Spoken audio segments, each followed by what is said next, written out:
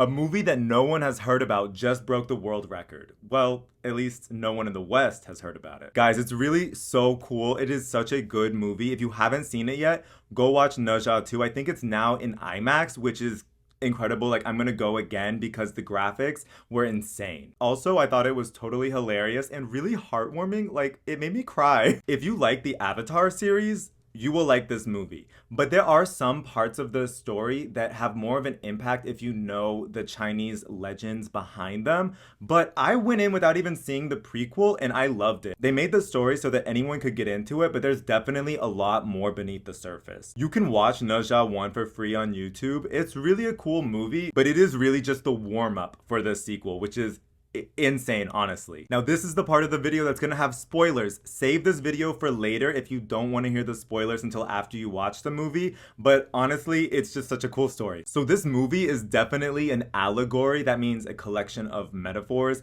about Western hegemony. Hegemony means that like one nation is the standard, one nation has the power to set the rules. Like, watching this movie as an American was so satisfying because I was like, what is Ne Zha doing, killing these little gerbil people and you know, fighting all these innocent people in these poor underdeveloped areas, and then going and fighting this mountain? Those spirit people, the people who seem all holy and mighty, they had Ne Zha go and fight these beings in poor, clearly underdeveloped societies, or go fight nature itself. Like, they were trying to train Ne Zha to join their military to oppress these people. And they like kidnapped them, but made it seem like it was a good thing. To me, they really had their own version of the American dream in that heaven realm. Like, you can come here and you can work and study and you can be a part of this noble enterprise. It really reminds me of these poor people in underdeveloped countries who go to the United States to experience all of the glory of democracy and Western capitalism and its riches. But they end up just having to work so much and enriching the people who are already rich and powerful. Like in the movie, their souls go into that cauldron and it turns into a pill to give the powerful immortality. This reminds me of the international proletariat, the international working class,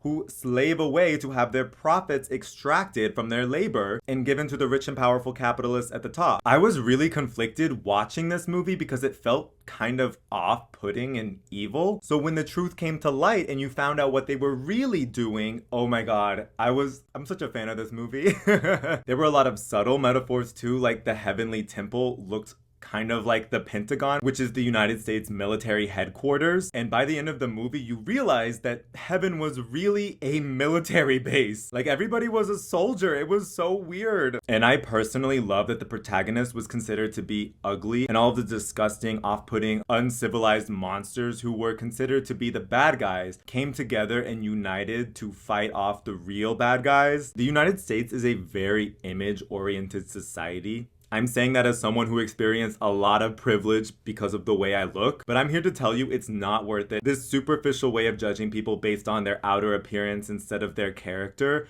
it leads to misery. There are so many beautiful people here in the United States who seem to have their whole lives figured out from the outside.